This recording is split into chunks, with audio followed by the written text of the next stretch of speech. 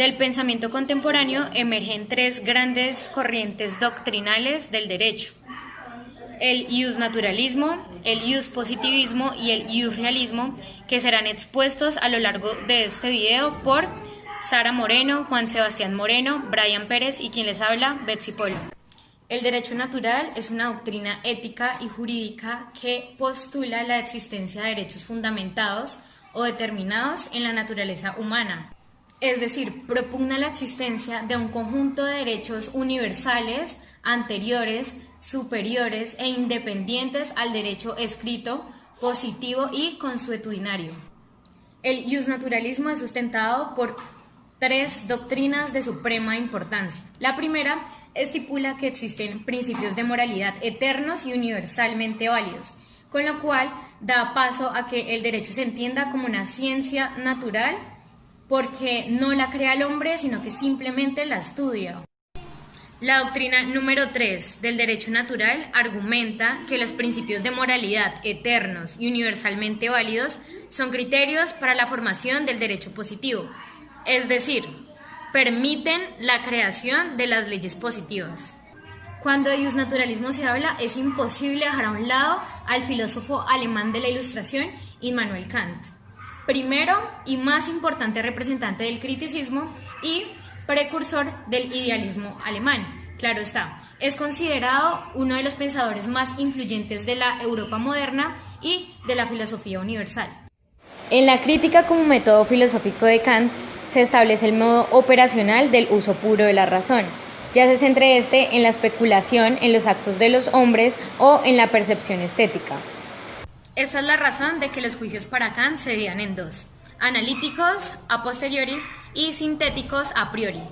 Un ejemplo de juicio analítico podría ser: los solteros son no casados. Y un ejemplo de juicio sintético podría ser: todos los cuerpos son pesados. Kant nos habla en su obra La metafísica de las costumbres, pues nos explica cómo se materializa la teoría que está compuesta por la razón y por principios morales en la realidad.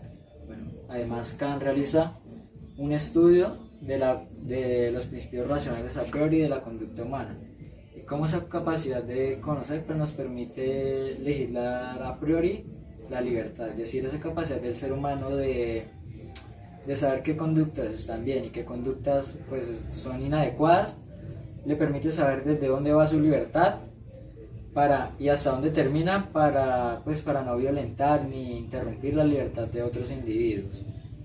Bueno, por otra parte, Kant nos habla de unas doctrinas metafísicas del derecho y que son tres. La primera de ellas es la doctrina del derecho, que también la denomina ius, y pues son las leyes establecidas por un legislador externo, es decir, son esas normas y esos principios que no dependen de la voluntad de cada individuo, sino que es un ejercicio netamente heterónomo, porque son los legisladores quienes las establecen. Bueno, la segunda de ellas es la teoría del derecho, que también él la llama jurisprudencia, y que es la conexión entre la teoría y la práctica, es decir, la aplicación de esos principios morales en el derecho. Y por último tenemos a la ciencia del derecho, que también es la denominada jurisciencia, y que es la conexión entre la práctica y el ordenamiento jurídico. La elaboración de una crítica exige trazar límites exactos. Por ello, se hace necesario establecer los diferentes elementos propios de una realidad específica y explicitar las relaciones que dos elementos sostienen entre sí. En la crítica de la razón práctica se hace referencia a 5 elementos: la moralidad, la voluntad, la libertad, el imperativo categórico y el sumo bien. La voluntad es libre y autónoma, actúa por el deber. La libertad es regulada por la voluntad. El imperativo categórico es el deber. La moralidad debe tener una relación con cada uno de estos elementos para lograr un sumo bien. Esta relación de cada uno de los elementos se evidencia en la frase reconocida de Kant: obra de tal modo que la máxima de tu voluntad siempre pueda valer al mismo tiempo como principio de una legislación universal. Por otra parte, Ronald Dworkin sigue la línea de pensamiento de Kant. Él considera que el derecho debe ser a priori, porque la capacidad de razón propia del ser humano, pues le permite entender qué conductas están bien y qué conductas están mal. Es decir, no se debe apegar a hechos o a la experiencia para legislar una conducta. Bueno, además, Ronald Dworkin desmiente al positivismo jurídico desde los casos complejos, porque él considera que para resolver un caso como estos, pues no se puede resolver simplemente con una norma ya establecida o con el derecho positivo, sino que se necesita de una interpretación y un análisis riguroso, pues para cumplir el fin último del derecho, que es la justicia. También este autor distingue como principio un estándar que ha de ser observado no porque favorezca a un grupo económico, social o político, sino porque cumple las exigencias de justicia, igualdad, equidad y demás factores que hacen parte de la moralidad. Bueno, también podemos agregar en el derecho de Ronald Dworkin que él considera que los seres humanos tenemos derechos inherentes a nuestra condición y que se deben cumplir y respetar, así no se encuentren pactados en ningún documento legal. Bueno, para finalizar la concepción de derecho de Dworkin, para Dworkin el derecho es una teoría interpretativa del razonamiento judicial. Entonces, ¿cómo se interpreta ese derecho? Pues a través del precedente, donde un juez pues debe elegir y debe ajustarse a un caso de acuerdo al precedente y debe justificarse pues de acuerdo al precedente indicado para un caso y de acuerdo a los principios que justifiquen esa decisión que él ha tomado. El último autor que quiero mencionar es a John Finnis, quien afirma que el derecho debe ser práctico y para que sea práctico tiene que salvaguardar y proteger unos principios.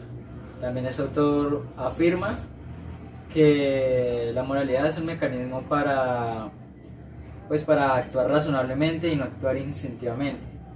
Es decir, que esa es la capacidad que nos diferencia de otros seres vivos y que nos permite diferenciar lo bueno de lo malo. Uno de los aportes más importantes de ese autor para el derecho del siglo XX es la diferenciación entre el caso central y el caso periférico. Y eso pues es la categorización de los principios según su importancia, donde en la punta de una pirámide, pues haciendo alusión a estos principios, se encuentra el derecho a la vida. Asimismo, John Finnis considera que la teoría jurídica debe basarse en la ley natural, puesto que esta es un común a todos los miembros de la sociedad. Y pues nos podemos preguntar por qué es común, y es común porque todos los ciudadanos pueden acceder a ella a través de la razón.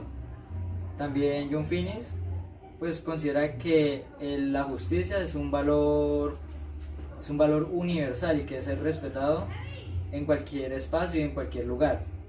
Entonces también John Finnis pues es un autor muy importante para que surja el derecho internacional, y pues él nos dice que como estos principios deben ser salvaguardados y deben ser protegidos en cualquier espacio, pues asimismo se deben contemplar en la Constitución o en la Carta Política de todas las sociedades.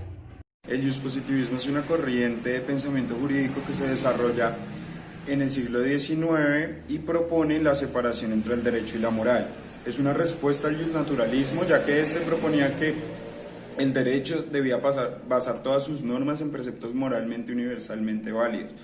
En cambio, para el derecho positivo, lo que importa es la norma consensuada y que ésta busque la prevalencia y la existencia no solo del Estado, sino también de sus asociados, así como la convivencia y pues el cuidado de los mismos. La norma es consensuada, ya que pues el positivismo considera que no existen preceptos morales, o si los reconoce, no los legitima mediante el derecho, ya que pretende que el derecho sea objetivo y no tenga vicios de moralidad. Más o menos esto es lo que pretende el positivismo y son sus características principales. Frente a las doctrinas del positivismo, podríamos decir que son el fundamento o los presupuestos teóricos en los que se basan para pues fundamentar esta nueva concepción del derecho a través pues del positivismo. La primera doctrina nos dice que no existen principios de moralidad universalmente válidos ni eternos. La segunda doctrina nos dice que los principios de moralidad no son cognoscibles gracias a la razón humana. Y la tercera nos explica que los principios de moralidad no son fuente de aparición para el derecho positivo. Las escuelas del positivismo jurídico se ubican en dos momentos. El primero es en el siglo XIX, donde se encuentran tres escuelas principales. La primera es la Escuela Histórica del Derecho en Alemania, con Frédéric Savigny.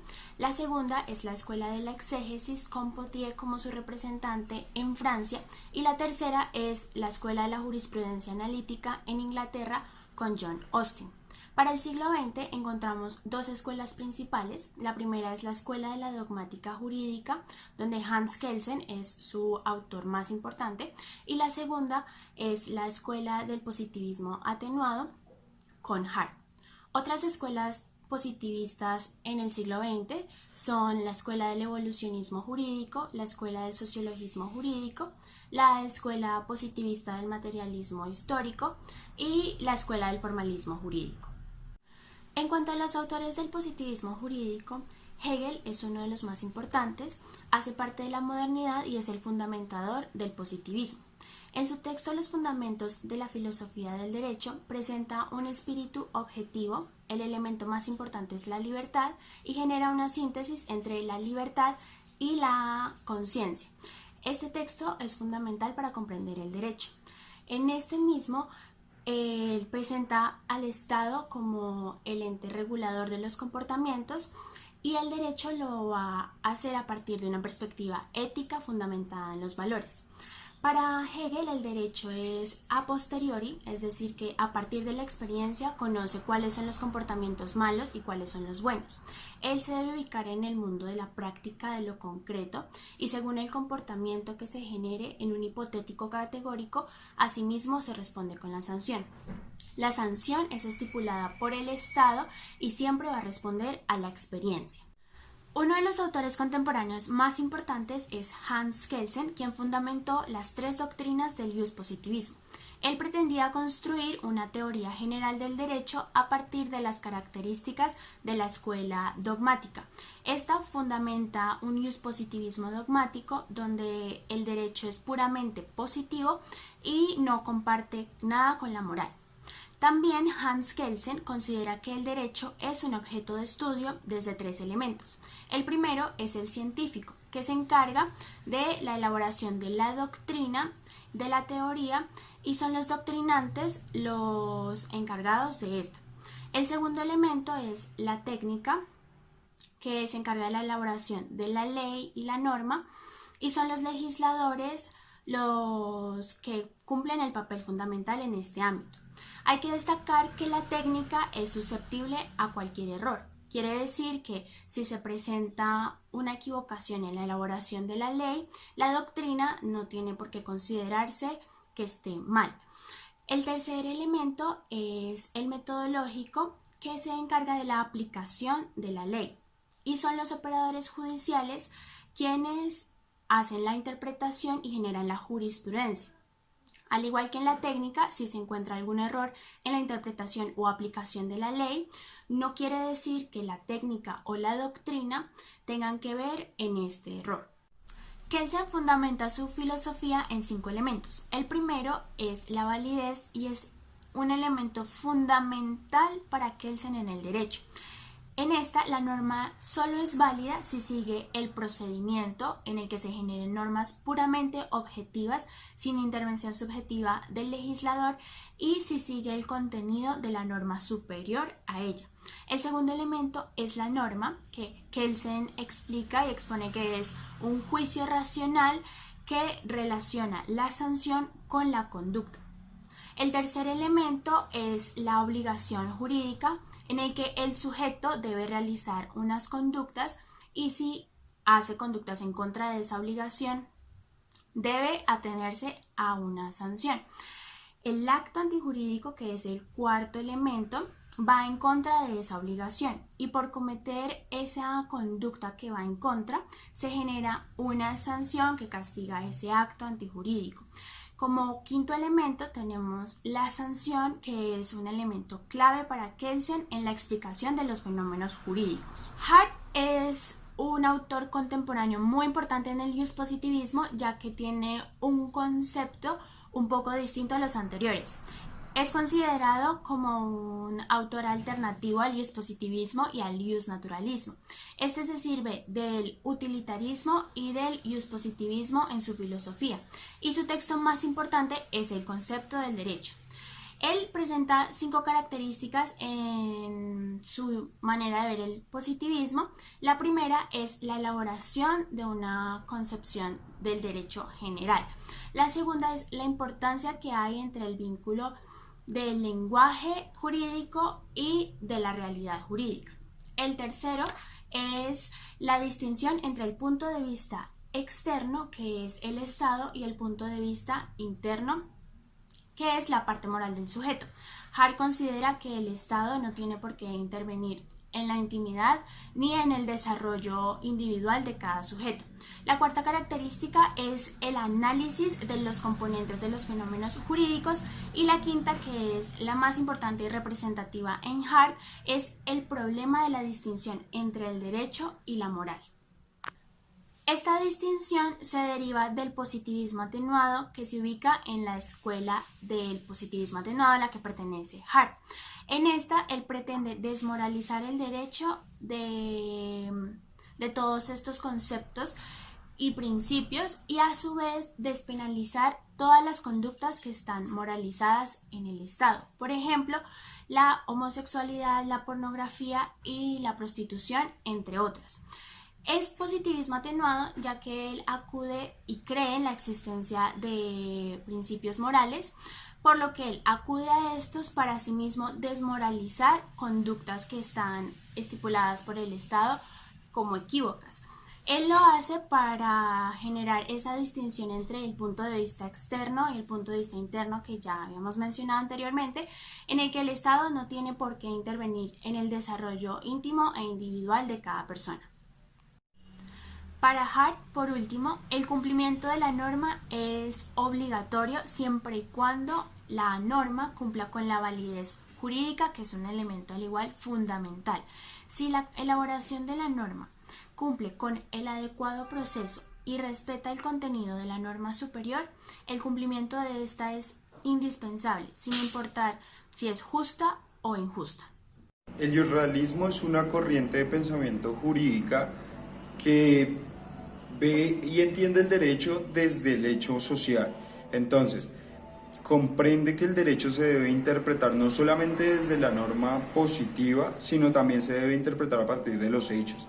Y son los hechos lo que determinan la norma misma. Es decir, la norma tiene que responder a la realidad. La función del derecho es responder a la realidad de los asociados y no de los asociados añadirse a ese derecho. El derecho no debe que estar por encima de la realidad de los sujetos, el derecho debe corresponder a la realidad. Entonces podríamos llamar al yusrealismo como la relación que hay entre el montón de realidades o el montón de experiencias que se tienen en una sociedad y que el derecho busca reglamentar o busca dar respuesta a ellas. En la clasificación del yusrealismo nos encontramos entonces con dos grandes clasificaciones, que son la del realismo norteamericano y la del realismo jurídico escandinavo. Primordialmente podríamos decir que frente al realismo jurídico norteamericano ve al derecho como una experiencia, ve al derecho como un camino de sucesos que se ha construido a partir de no solamente del hecho social, sino a través de la experiencia y a través de el reconocimiento de nuevas formas de entender el mundo. Digamos que la escuela norteamericana critica fuertemente el pensamiento que Kelsen le da a las normas y la primacía que éstas tienen, y determina que lo importante no es simplemente el derecho y la norma, sino el sujeto y el hecho. Ronald Dworkin nos explica entonces que el sistema jurídico se compone de reglas y de principios. Las reglas tienen una subsunción a los principios, mientras que los principios generan una ponderación. La moralidad política de la sociedad se encuentra entonces enmarcando los límites para el accionar de esos principios, mientras que los principios son el borde que permite que el núcleo fundamental o la regla se accione. ¿Qué quiere decir esto? Las reglas deben estar consignadas dentro de ese límite que pues los principios han estipulado. Digámoslo que de cierta manera establece que los principios deben existir y los principios deben salvaguardarse como contenedor, y dentro de él va a ir consignada entonces las reglas que pues reglamentarán demás situaciones. Frente al concepto y a la validez del derecho, Robert Alexy entonces nos explica que la Constitución no se entiende solamente como un gran arancel de derechos y de principios, sino que se entiende como un proceso de construcción de la sociedad, en el que la sociedad, a medida de que va generándolo, va construyendo su misma constitución. ¿Qué quiere decir esto? Que la Constitución no solamente fundamenta principios, sino también da las formas y reglamenta los accionarios de la sociedad para que estos principios sean salvaguardados, sean velados, y además de esto, genera que la Constitución responda a la realidad social. Entonces, cuando entendemos la Constitución como proceso, entendemos la Constitución no solamente como el montón de derechos fundamentales, sino también como el proceso de construcción de la norma y cómo la norma es eficaz en la sociedad. Frente a las doctrinas del realismo jurídico nos encontramos entonces la teoría de la argumentación de Robert Alexy, que explica básicamente que la argumentación de la norma cobra sentido y cobra validez cuando ésta responde pues razonalmente a una justificación válida. Lo que quiere decir esto es que es justificable racionalmente. Él apoya que si algo que se argumenta se utiliza por medio de la razón práctica, pues va a ser efectivo. Frente a la teoría consensual original sobre el castigo, y más propiamente frente a Carlos Santiago Nino, él hace una comparación entre valores morales y principios pues, positivos, que generaría pues una consensualidad en la que pues podríamos empezar a pensar en utilizarla en el campo de aplicación del derecho penal. La teoría egológica del derecho, como su nombre lo dice, busca estudiar el ego y la lógica del derecho mismo. Esto enmarca entonces que se estudie el derecho no como respuesta ni como detentador de pues, la función de control en la sociedad, sino como una ciencia que responde a la realidad social y que estudia al ser humano a partir pues, de su comportamiento y de su interacción entre el derecho y la sociedad.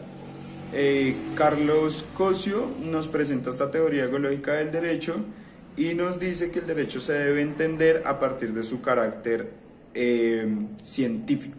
La cientificidad del derecho entonces es que el derecho responda a la sociedad a partir de patrones o de estudios metodológicos en los que el derecho dé respuesta a ello, no se imponga ante la sociedad. Eduardo García Maínez, para terminar, nos presenta la teoría de los 3 círculos. La teoría nos propone entonces 3 círculos en los que nos encontraríamos el derecho intrínsecamente válido, el derecho formalmente válido y el derecho positivo. El tener estos 3 círculos puede dar la combinación de que las normas se muestren algunas con eficacia y respuesta a la realidad, las otras con eficacia establecidas pero no responden a la realidad, y nos dice que de todas estas formas en las que se puede interpretar pues la norma o en las que se puede presentar la norma en la sociedad, la más eficaz y la más completa se encontraría en el centro entre las que están establecidas, las que reconocemos como sociedad y las que deberían aplicarse. Entonces encontramos que esta norma que corresponde a la sociedad y que está establecida sería la norma más eficaz ante la sociedad. Y pues esto sería todo para terminar nuestra exposición. Muchísimas gracias.